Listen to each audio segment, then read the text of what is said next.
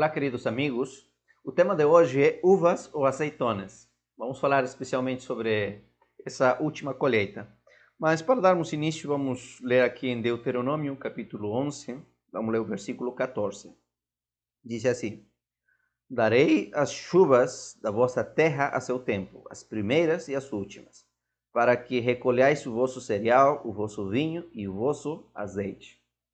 Na lição anterior vimos que haviam duas chuvas importantes, uma que acontecia na primavera e a outra que acontecia no outono. Usando o calendário religioso, na primavera acontecia a primeira chuva e as últimas no outono. Mas se usarmos o calendário civil, as primeiras chuvas aconteciam no outono e as últimas na primavera. Seja como for, em essas duas estações, né, na primavera e no outono, é que aconteciam essas chuvas.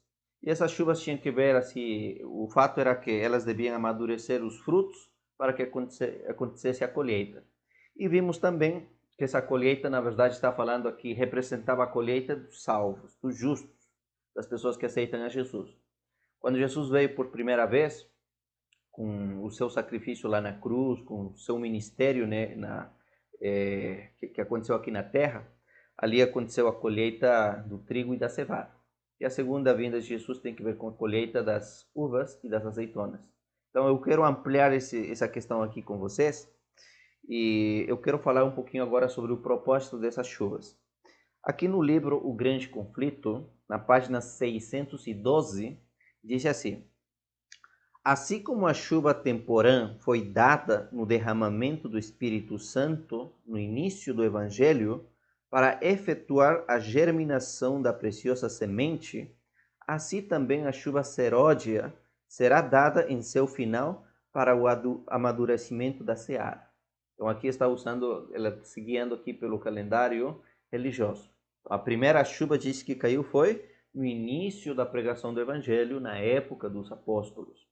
Agora, ali foi a primeira chuva. A última chuva, a seródia, será disso então no final da história da humanidade, quando se levará a mensagem do Evangelho por última vez e fará, disse assim, amadurecer, disse a seara, os últimos frutos. Disse mais para frente: a grande obra do Evangelho não deverá encerrar-se com menor manifestação do poder de Deus do que assinalou o seu início. As profecias que se cumpriram no derramamento da chuva temporã, na primavera, com a primeira vinda de Jesus, no início do Evangelho, devem novamente cumprir-se na chuva seródia, no final da história da humanidade, com o povo de Deus. Então, assim, olha, assim como houve um derramamento do Espírito Santo, a primeira chuva, para que fizesse essa grande colheita de salvos, de justos, na primeira vinda de Jesus, agora diz, antes da segunda vinda de Jesus, vai cair também a chuva, o derramamento do Espírito Santo, para preparar a humanidade para a colheita final na volta de Jesus. Que lindo estudar a Bíblia, né? Agora, eu quero falar com vocês um pouquinho sobre essa primeira colheita. Aqui em Mateus capítulo 3, versículo 11 e 12, disse o seguinte, aqui está falando João Batista. Lembre, estamos falando no contexto da primavera, onde acontecia a primeira chuva e onde se fazia a colheita do trigo e da cevada. Disse João Batista: Eu vos batizo com água para arrependimento, mas aquele que vem depois de mim, ele é mais poderoso do que eu, cujas sandálias não sou digno de levar. Ele vos batizará com o Espírito Santo e com fogo. Está falando aqui de Jesus. A sua pá ele tem na mão e limpará completamente a sua eira. Depois de limpar a sua eira, o que acontecerá? Disse, vai recolher o seu trigo no seu celeiro e vai queimar a palha em um fogo inextinguível. Ou seja, está falando que Jesus vem por primeira vez, mas ele veio por primeira vez e ele veio para quê? Para fazer a colheita, disse aqui, do trigo, separar o trigo da palha. E é por isso que ele tem uma pá na sua mão. Já expliquei para vocês um pouquinho que antigamente a colheita dos cereais era diferente do que hoje. Hoje vemos que tudo é através das grandes máquinas. pessoas passam a máquina e já está tudo pronto. Mas antigamente era tudo feito de maneira manual. Você cortava, né, o trigo, a cevada, e você colocava em um lugar especial. Só que o trigo estava tudo junto, né, os grãos, e ali estavam junto com a palha, enfim. Então a pessoa, o semeador, né, o agricultor, ele pegava uma pá e batia.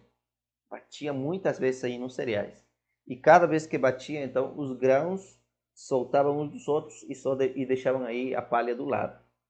Então, dessa maneira, se separava entre aquilo que prestava e aquilo que não prestava. Aquilo que é trigo e aquilo que é palha. Agora, depois disso, esse trigo passava por um processo de sacudidura ainda. Como assim? Geralmente, no momento que estava ventando muito, as pessoas levavam o cereal a um lugar assim, ao campo, um lugar aberto, e eles lançavam o trigo para cima. Jogavam aí para cima e com o vento a palha era levada e só caía os grãos de trigo. Isso fazia tanto com o trigo quanto a cevada. Eu lembro muito essa questão porque quando eu era criança eu via minha mãe fazendo isso. Quando se fazia a colheita do trigo, da cevada, então ela fazia, né? Aventava aí os cereais e o vento levava tudo aquilo que era palha. E só ficava aí o trigo limpo, o cereal que ia se precisar. Então assim acontecia na época do antigo Israel. Agora, quando Jesus vem por primeira vez, ele está vindo para fazer esse processo. Ele está vindo para separar o trigo da palha e só ter o seu trigo puro, limpo. Disse que esse trigo ia ser colocado no seu celeiro e essa palha que ia se soltar, aquilo que não prestava, ia ser queimado. Ia ser separada para depois ser queimada. Agora, quando Jesus veio, então, por primeira vez, é isso que ele fez na sua vida, no seu ministério. Ele levou a mensagem, falou para as pessoas, estava os preparando e tem muita gente que se converteu. Pessoas decidiram ser cevada ou trigo. Mas muita gente também decidiu ser palha. Nós vemos, por exemplo, os grandes líderes religiosos, né? Os fariseus, os saduceus, os escribas, eles decidiram ser palha. Eles não quiseram ser o fruto que Deus tanto esperava. Então eles foram aí separados para um dia também eles depois serem queimados. Aqui no livro de Mateus capítulo 27, versículo 51, aqui fala sobre as primícias. Porque quando caía a chuva e os campos estavam já quase para fazer a colheita, então era-se uma festa importante que acontecia no dia 16 do primeiro mês, que o sacerdote ele ia a um dos melhores campos, cortava um pouco dos primeiros frutos, o enfeixe, e esses primeiros frutos levava para apresentá-lo como oferta ao Senhor. Isso eram as primícias. Se a colheita do trigo e da cevada está falando aqui das pessoas, quando aconteceu então a colheita das primícias, dos primeiros frutos? Aconteceu na morte de Jesus e na sua ressurreição. Aqui em Mateus 27, versículo 50 até 53, diz assim: E Jesus, clamando outra vez, com grande voz, entregou o Espírito, ou seja, morreu. Eis que o véu do santuário se rasgou em duas partes, de alto para baixo. Tremeu a terra, houve um terremoto, se fenderam as rochas e se abriram os sepulcros. Por que tiveram que se abrir os sepulcros? Obviamente para que haja ressurreição. E muitos corpos de santos que dormiam ressuscitaram, e saindo dos sepulcros, depois da ressurreição de Jesus, entraram na cidade santa e apareceram a muitos. Olha, então, no momento que Jesus morre lá na cruz, se abriram os sepulcros, mas nenhuma pessoa ressuscitou. Agora, só a ressurreição aconteceu depois da ressurreição de Jesus. Ou seja, no domingo de madrugada, quando Jesus ressuscita, ele ressuscita para fazer a ressurreição daqueles sepulcros que tinham se aberto. Então, Jesus e essas primeiras pessoas que ressuscitaram são os primeiros frutos de salvos, olha, de salvos, de justos. Eles estão representando a grande colheita que viria depois no Pentecoste e também a colheita que acontecerá, a última colheita que acontecerá na volta de Cristo Jesus.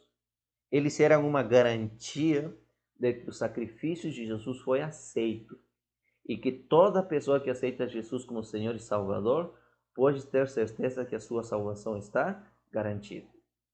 Então, assim, nesse momento aconteceu uma ressurreição muito especial. Há muitas pessoas que se perguntam o seguinte: quem são essas pessoas que ressuscitaram aqui? Quem são esses santos? Olha, não dá para falar muito detalhe ainda sobre essas pessoas, porque vamos ter outros estudos, mas assim, só pincelando um pouquinho para vocês. Os que ressuscitaram aqui foram santos, mas não foram qualquer santos. Foram santos especialmente que morreram de maneira cruel, morreram como mártires, levando o evangelho. Isso que fala o Espírito de Profecia. Talvez mais para frente eu mostre para vocês algumas citações que falam mais detalhes sobre isso. E podemos ter certeza, por exemplo, que entre esses mártires está João Batista. Por quê? Porque ele morreu de uma maneira cruel como mártir. Ele foi decapitado. Então, assim, essas pessoas que ressuscitaram aqui foram justos, pessoas que morreram aceitando a Deus, mas que morreram de maneira cruel. Mas se eles que ressuscitaram como garantia da grande colheita que depois virá. Agora, em Atos capítulo 1, versículo 8, nós vemos ali o derramamento do Espírito Santo que preparou as pessoas, ou deu poder aos discípulos para que acontecesse a grande colheita da primavera, que é a colheita do trigo. Disse assim, Atos capítulo 1, versículo 8: Mas recebereis poder ao descer sobre vós o Espírito Santo, e sereis minhas testemunhas tanto em Jerusalém, como em toda a Judeia, Samaria e até os confins da terra.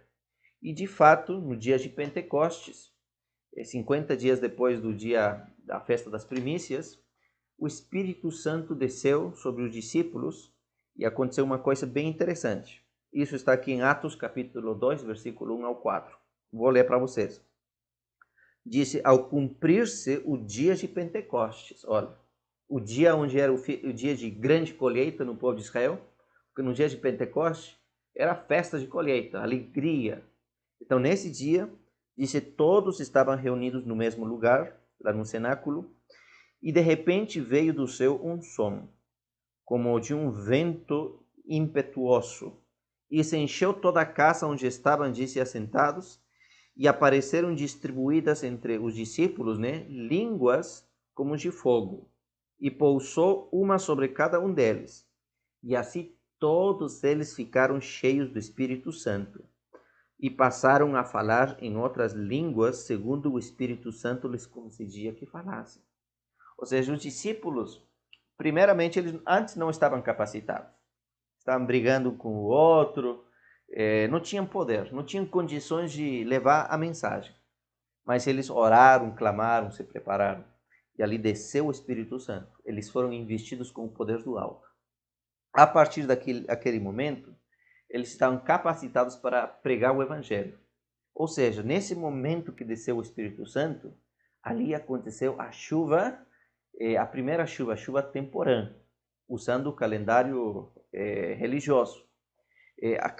Desceu o Espírito Santo, eles foram investidos com esse poder, eles estavam preparados agora para fazer a grande colheita. Porque durante todo o seu ministério, Jesus esteve preparando assim as cidades. Jesus viajava de vila em vila, cidade em cidade, falando do reino de Deus. Embora as pessoas não tinham o aceitado ainda, mas assim, Jesus estava começando o trabalho nos seus corações. Eu posso dizer assim, tanto a cevada quanto o trigo estava começando a amadurecer. Mas quando chegou o Espírito Santo, aí os discípulos foram investidos do poder do alto para eles fazerem agora a grande colheita. E de fato aconteceu isso. Aqui em Atos capítulo 2, versículo 41 e 43, fala sobre essa grande colheita. A grande colheita da primavera.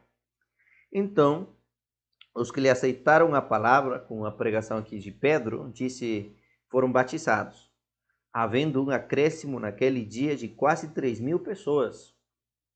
E perseveravam na doutrina dos apóstolos e na comunhão, no partir do pão e nas orações.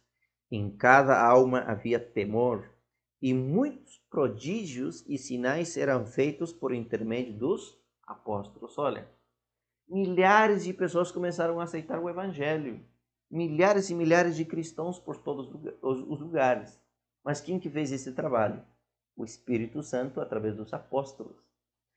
E disse que não eram qualquer pessoas que aceitavam a Jesus. Disse eram pessoas que tinham temor na sua vida, pessoas que de fato apresentavam um sincero e genuíno arrependimento. E os apóstolos, dizem, realizavam aqui sinais e prodígios por todos os lugares. Grandes milagres acompanharam o trabalho aqui dos apóstolos. Ou seja, no derramamento do Espírito Santo, sinais e prodígios aconteceram com a Igreja de Deus para levar a mensagem, para fazer a primeira grande colheita da primavera. Aqui no livro Atos dos Apóstolos, na página 44 e 45, disse assim, ó: em Jerusalém, o baluarte do judaísmo, milhares declararam abertamente a sua fé em Jesus de Nazaré como Messias. Milhares de pessoas aceitaram a Jesus. Os discípulos estavam assombrados e, sobremodo, disse, jubilosos com a abundante colheita de almas. Olha a terminologia que está usando aqui. Os discípulos estavam, disse, felizes e assombrados pela grande colheita de almas, colheita de pessoas, colheita de trigo, de cevada, que estava acontecendo na primavera. Eles ficaram felizes. Eles não consideravam essa maravilhosa colheita como resultado de seus próprios esforços. Eles sabiam que estavam entrando no trabalho de outros homens. Desde a queda de Adão, Cristo estivera confiando a seus servos escolhidos a semente da sua palavra para ser lançada nos corações humanos. Durante a sua vida na terra, ele semeara a semente da verdade e regara-a com seu sangue. As conversões que aconteceu no dia de Pentecostes foram o resultado dessa grande semeadura. A colheita da obra de Cristo, revelando o poder de seus ensinos. Ou seja, desde a antiguidade, Deus enviou profeta após profeta levando a sua mensagem. Ou seja, eles estavam trabalhando a terra, colocando aí a semente da palavra de Deus. E na época de Jesus, aparentemente, poucas pessoas aceitaram o evangelho. Mas é porque os campos estavam se preparando para a colheita na data certa. Mas disse que na época de Pentecostes, quando os discípulos cheios do Espírito Santo pregaram o evangelho, ali aconteceu a grande colheita, a colheita da obra de Jesus, a colheita do trabalho feito pelos apóstolos, por João Batista, enfim. Por isso que os discípulos, em nenhum momento, eles disseram, olha, aquilo que está acontecendo aqui é pelo nosso trabalho, pelo nosso esforço. Não, eles foram humildes. Eles reconheceram que eles eram apenas instrumentos de Deus e que o grande trabalho inicial tinha sido feito por Deus. Então, dessa maneira, aconteceu a colheita dos cereais da primavera. Agora, eu quero terminar falando com você sobre a última e final colheita, que acontecerá no outono, na volta de Jesus. Abra sua Bíblia comigo aqui em Apocalipse, capítulo 14, versículo 14. Diz assim: olhei e eis uma nuvem branca, e assentado sobre a nuvem, um semelhante ao Filho do Homem, tendo na cabeça uma coroa de ouro, na sua mão uma foice afiada. Jesus vem como Rei de Reis, Senhor de Senhores, mas ele vem, disse, trazendo na sua mão uma foice. E essa foice tem em uma das mãos. A pergunta é, o que ele tem na outra mão? Daqui a pouco eu vou lhes mostrar o que ele tem na outra mão. Mas disse que ele tem uma foice. Aqui, Jesus está nos dando a ideia de que ele está vindo para quê? Ele está vindo para fazer a sua colheita final. E é a colheita que acontecia no outono. Só que para que aconteça essa colheita, e a colheita esteja madura, tem que acontecer o quê? O derramamento da última chuva, a chuva serode, usando o calendário religioso. Precisa acontecer a última chuva, que vai amadurecer as uvas e as azeitonas. Agora, como que isso vai acontecer? Como que a igreja vai ser investida pelo poder do Espírito Santo? Eu gostaria que você abrisse sua Bíblia em Mateus capítulo 24, versículo 14.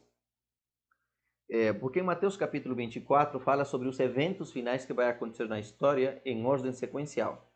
Se você quer aprender mais sobre as profecias de Mateus capítulo 24, não deixe de se inscrever no meu canal. Ali tem uma série sobre as profecias de Mateus 24. Você vai entender ali, por exemplo, como que o mundo vai passar por um caos difícil. Na igreja vai acontecer uma sacudidura depois, e depois, cheia do poder do Espírito Santo, a igreja vai levar a mensagem a toda a nação, tribo, língua e povo. Então é nesse contexto que Mateus disse assim, ó: e será pregado este evangelho do reino para todo mundo, para testemunhos de todas as nações, então virá o fim. Na sua primeira vinda, Jesus disse para os discípulos: vocês vão receber poder do alto, e vocês vão ser minhas testemunhas em Jerusalém, Judeia, Samaria e até os confins da terra, daquela época.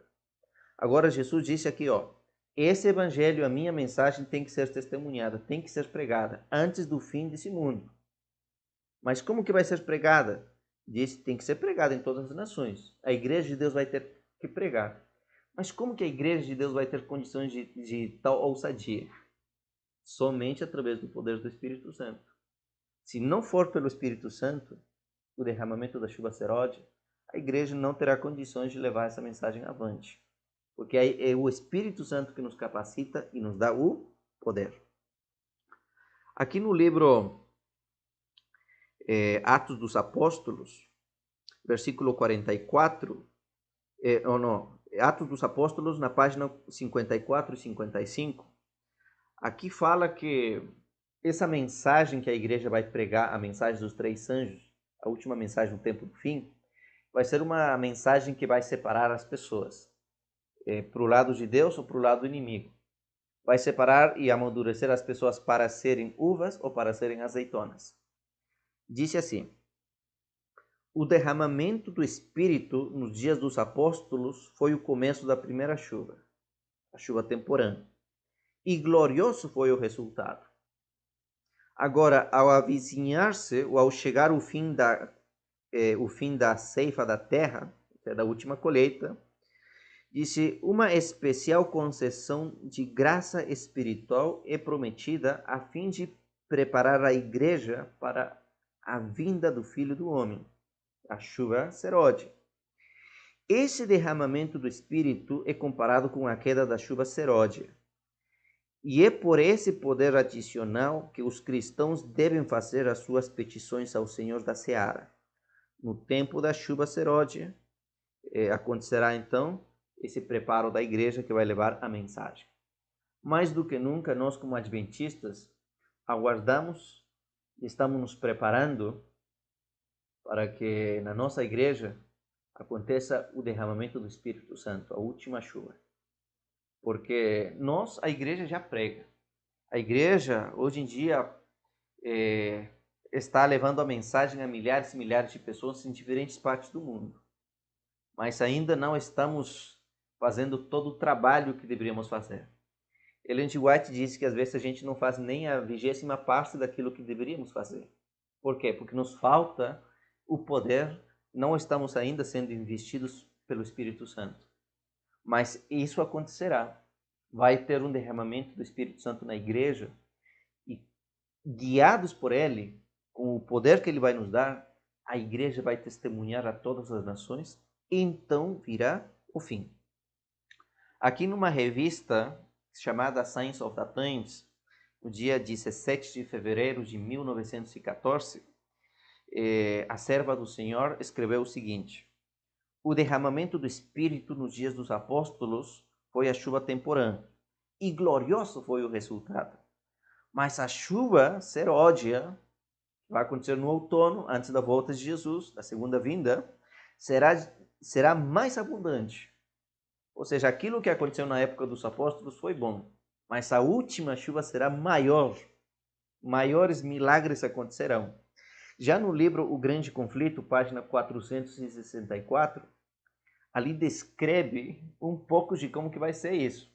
Olha, antes dos juízos finais de Deus caírem sobre a terra, haverá entre o povo de Deus tal avivamento da primitiva piedade como não fora testemunhada desde o tempo dos apóstolos. Olha, vai ter um grande avivamento que não se viu nunca. Disse mais: o Espírito e o poder de Deus serão derramados sobre seus filhos, a chuva seródica. Naquele tempo, muitos se separarão das igrejas em que o amor deste mundo suplantou o amor de Deus e a sua palavra. Igrejas inteiras vão aceitar a mensagem, vão se converter. Hoje nós vemos tantas igrejas aí que lamentavelmente se desviaram da palavra de Deus. Tem igrejas que se tornaram um show. Tem igrejas que se tornaram um comércio. Mas dentro dessas igrejas tem pessoas sinceras, tem muitos fiéis. Quando eles ouçam a verdade sendo pregada pelo Evangelho e o Espírito Santo com poder tocar seus corações, diz que essas pessoas vão se converter, vão se separar dessas igrejas onde estão em apostasia, dessas igrejas onde o Evangelho foi trocado por negócio, e vão se unir ao povo de Deus. Ou seja, milhares de pessoas vão decidir ser azeitonas. Disse mais: muitos, tanto pastores como leigos, vão aceitar alegremente as grandes verdades que Deus providenciou que fossem proclamadas no tempo presente, a fim de preparar um povo para a segunda vinda do Senhor. Grandes líderes, pastores, ministros, sacerdotes vão aceitar a mensagem e junto com as suas igrejas vão se unir. Agora, é uma coisa que assim, já acontece na igreja. Uma vez, por aí, a gente vê alguma notícia, alguma informação. Olha, uma igreja tal mudou de placa, se tornou adventista, com todos os líderes, pastores, enfim. Só que isso assim não é comum acontecer. Mas quando acontecer o derramamento da chuva seródia, isso será muito comum.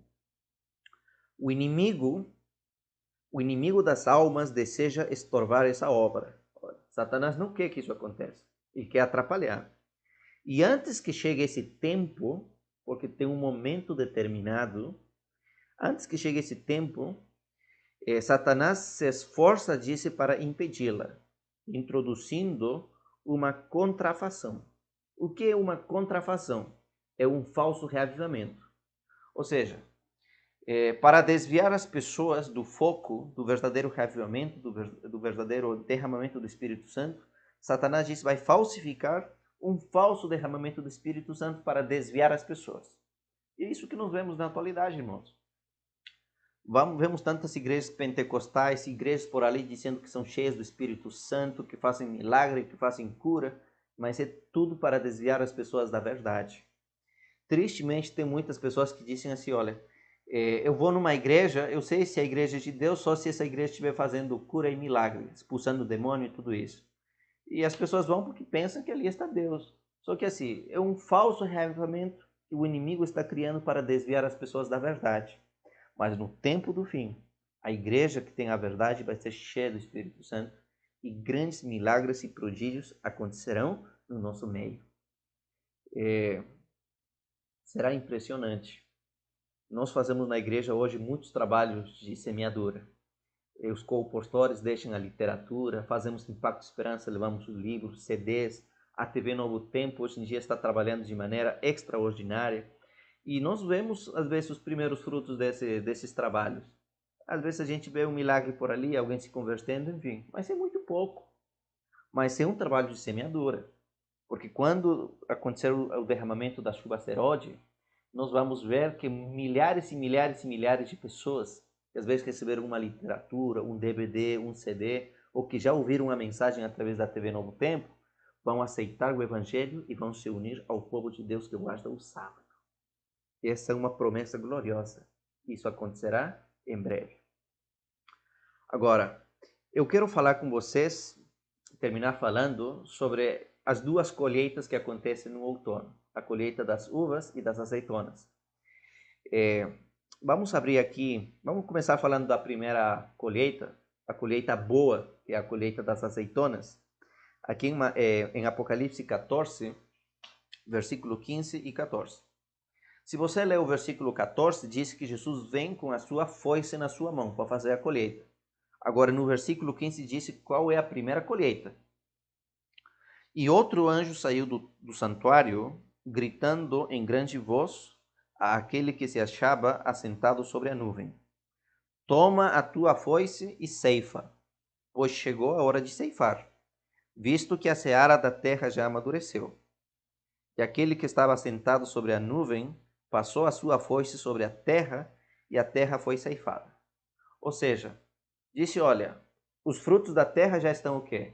Já estão maduros. Mas estão maduros por quê? Porque já caiu a chuva. A mensagem final fez amadurecer os corações das pessoas. As pessoas amadureceram para o bem ou para o mal, para fazerem uvas ou para fazerem azeitonas. Mas disse que a primeira colheita aqui é das azeitonas, a seara está madura. E essas pessoas são os salvos, os justos. Jesus vem para fazer a colheita das azeitonas, dos justos e levá-los para o céu. E os justos são aqui comparados com a azeitona, por quê? Das azeitonas, as azeitonas passavam por um processo e dali se tirava o azeite. E o azeite é símbolo do Espírito Santo. Os justos são as pessoas que permitiram a obra do Espírito Santo da sua vida, foram transformados pela palavra de Deus. E eles estão prontos para irem para o céu. Essa é a grande, maravilhosa colheita. Eu acredito que você está fazendo esse estudo, e não é por acaso. Se você está estudando é porque Deus quer que você faça parte desse grupo. Deus quer que você seja azeitona. Você quer que seja uma pessoa transformada pelo Espírito Santo. Deus quer te levar para o céu para comemorar a festa das cabanas, a festa dos tabernáculos. Disse mais. Agora vamos falar sobre a segunda colheita, a colheita das uvas. Não é uma colheita boa, porque vai ser uma colheita para destruição. Porque na primeira vinda, Jesus colheu o trigo, a cevada e separou a palha para queimar. Agora aqui na sua segunda vinda, ele separa uva e azeitona. A uva é a colheita dos justos para irem para o céu. Mas a colheita das uvas é para serem destruídos. Aqui em Apocalipse 14, versículo 18, 19 e 20, disse o seguinte: Saiu ainda do altar outro anjo, aquele que tem autoridade sobre o fogo, e falou em grande voz ao que tinha a foice afiada e lhe disse: Toma a tua foice afiada e ajunta os cachos da videira da terra, porque as suas uvas estão o quê? As uvas estão amadurecidas, estão prontinhas. Então o anjo passou a sua foice na terra, vindimou a videira da terra e a lançou no grande lagar da cólera de Deus. E o lagar foi pisado fora da cidade e correu sangue do lagar até os freios dos cavalos, numa extensão de 1.600 estádios. Ou seja, a última mensagem que vai ser pregada, a mensagem dos 3 anjos, e é bom que você saiba quais são essas mensagens. A primeira fala, né, temam a Deus e dai-lhe glória porque chegou a hora do seu juízo. Tá? E adorem. A primeira mensagem do anjo fala sobre a verdadeira adoração. A segunda mensagem fala sobre a queda da Babilônia. É a Babilônia espiritual que caiu e os justos precisam sair dela, os filhos de Deus. E a terceira mensagem fala sobre a destruição da Babilônia. Então, essa mensagem que vai ser pregada sobre o sábado, sobre os selos de Deus e tudo isso, o mundo inteiro vai ouvir. Só que com essa mensagem a pessoa vai se unir do lado de Deus ou do lado do inimigo. Ou a pessoa recebe essa mensagem dos selos de Deus, que é o sábado, ou a pessoa aceita a marca da besta, que é o domingo. O mundo se polariza em 2 grupos. Quem aceita o sábado, aceita a transformação através do Espírito Santo, são as azeitonas. As pessoas que rejeitaram essa mensagem, que rejeitaram o apelo do Espírito Santo, as pessoas amadurecem, mas amadurecem como uvas. O que se faz da uva? Da uva se tira o vinho se fermenta e se torna em álcool. O vinho embriaga.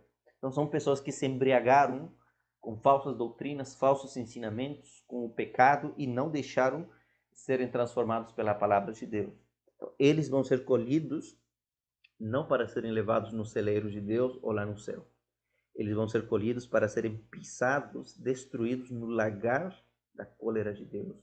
Eles vão ser destruídos. Disse por isso que quando foi pisado, disse que saiu sangue do lagar.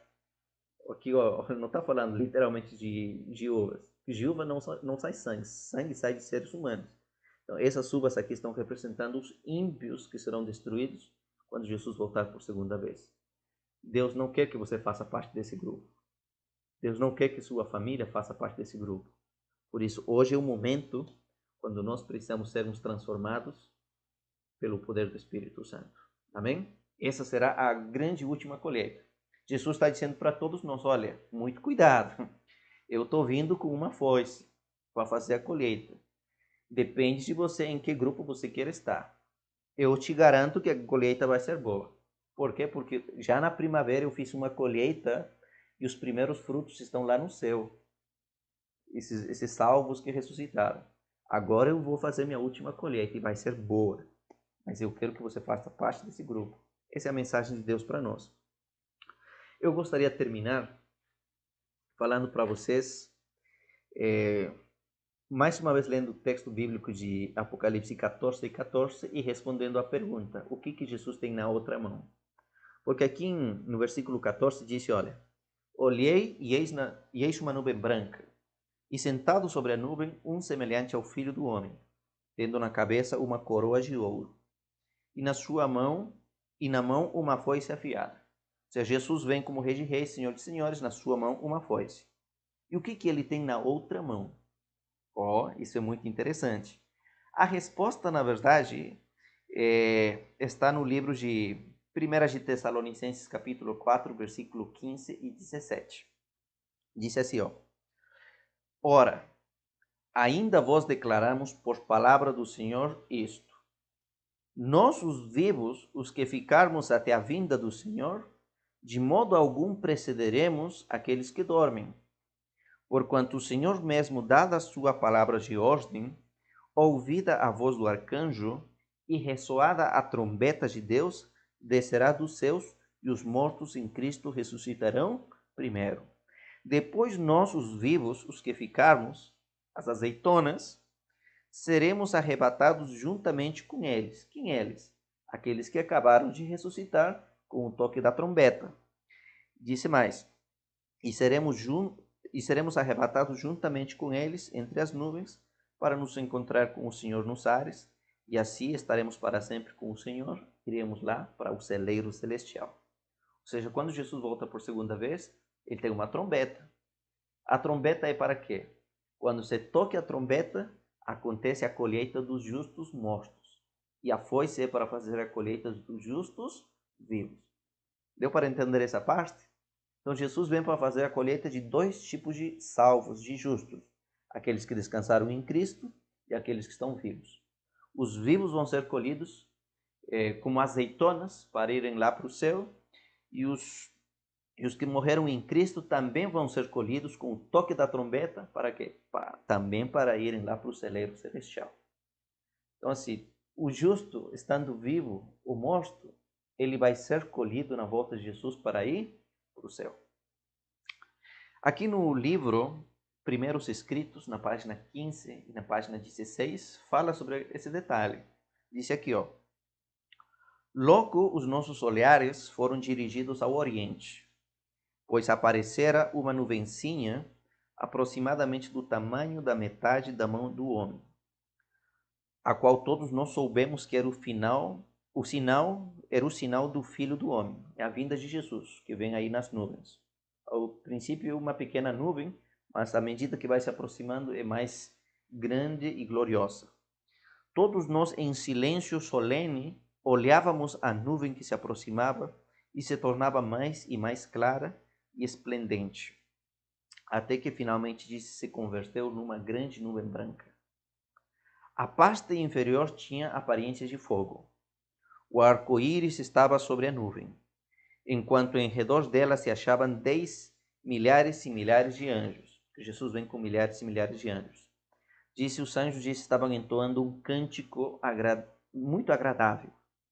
E sobre ela estava, sobre a nuvem, estava, assentada o Filho do Homem, Jesus. Os cabelos brancos e anelados caíam-lhe sobre os ombros. E sobre a cabeça tinha muitas coroas, como Rei de Reis e Senhor de Senhores. Os pés tinham aparências de fogo. Em sua destra ele trazia uma foice aguda, uma foice afiada. Para que a foice, você já sabe muito bem, para fazer a colheita dos justos vivos. E na sua mão esquerda ele tem uma trombeta de prata. Olha, entendeu aí a ilustração? Aqui Ellen G. White não está acrescentando nada. Ela apenas está falando o que já está na Bíblia. Paulo disse que ele tem uma trombeta. João disse que ele tem uma foice. Em uma mão está a foice e na outra está a trombeta. Disse mais. Então a trombeta de prata de Jesus soou. Se tocou a trombeta, ao descer ele sobre a nuvem, envolto em labaredas de fogo. Olhou para as sepulturas dos santos que dormiam. Ergueu então os olhos e mão ao céu e exclamou: Despertai, despertai, despertai. Vós que dormis no pó, e levantai-vos. Houve então um grande terremoto, as sepulturas se abriram e os mortos saíram revestidos da imortalidade. Assim como na morte de Jesus houve um terremoto, os sepulcros se quebraram e Jesus fez a colheita das primícias, agora disse Jesus, faça aqui a colheita dos justos. Os sepulcros se abrem, os justos ressuscitam e juntamente com as azeitonas somos arrebatados para irmos lá para o céu. E ali começaremos a comemorar a festa dos tabernáculos. Deus quer que você faça parte desse grupo. Quando nós estudamos as festas judaicas, vemos a maneira tão linda, tão maravilhosa que Deus deixou para nós a sua palavra. Só não vai ser azeitona quem não quer ser, porque não tem como a gente se desviar daquilo que Deus está planejando para nós. Que você e sua família venham fazer parte desse grupo de salvos. Você gostaria nesse momento de falar para Deus e dizer: Senhor, obrigado pela sua palavra. Senhor, eu quero fazer parte do grupo das azeitonas. Eu quero estar preparado na tua vinda. Você gostaria de falar isso para Jesus? Então eu te convido que você feche seus olhos para juntos falarmos com Ele. Senhor Deus, obrigado pela tua palavra. Quando o nosso Senhor Jesus Cristo veio por primeira vez, aconteceu uma grande colheita, Pai Santo. Aconteceu também a colheita das primícias dos nossos irmãos que estão lá no céu. Hoje, Pai Santo, nós estamos vivendo nos últimos momentos da história desse mundo. Em breve Jesus voltará, em breve a colheita final será feita. E só o Senhor sabe o nosso coração, sabe se talvez temos nos embriagado com algum pecado, com uma falsa doutrina. Só o Senhor sabe se de fato somos azeitonas ou uvas. Mas por favor, Pai Santo, nesse momento, clamamos para que o Senhor transforme a nossa vida, transforme os nossos corações. Faça de nós, Senhor, azeitonas. Queremos fazer parte, Senhor, dos salvos que vão ir para o céu. Não queremos perder-nos, nem queremos que a nossa família se perca. Por favor, Pai Santo, não deixe de trabalhar nos nossos corações. Queremos, Senhor, com alegria, comemorar a festa do tabernáculo lá no céu. E, Pai Santo, por favor, nos ajude a perseverar na fé e na doutrina. E suplicamos em nome de Jesus. Amém. Muito obrigado a cada um de vocês por terem participado desse estudo. Comente aí se você tem alguma dúvida, alguma pergunta. E se inscreva também no nosso canal para você participar de todas as séries de estudos que vamos ter. Vamos ter uma série maravilhosa. Então, que Deus venha te abençoar. O nosso próximo estudo, nós vamos falar especialmente sobre a Páscoa. A partir do próximo estudo, vamos falar sobre cada uma das festas. Como que foi a Páscoa literal, como se cumpriu nos detalhes, tá bom? Deus te abençoe, até a próxima.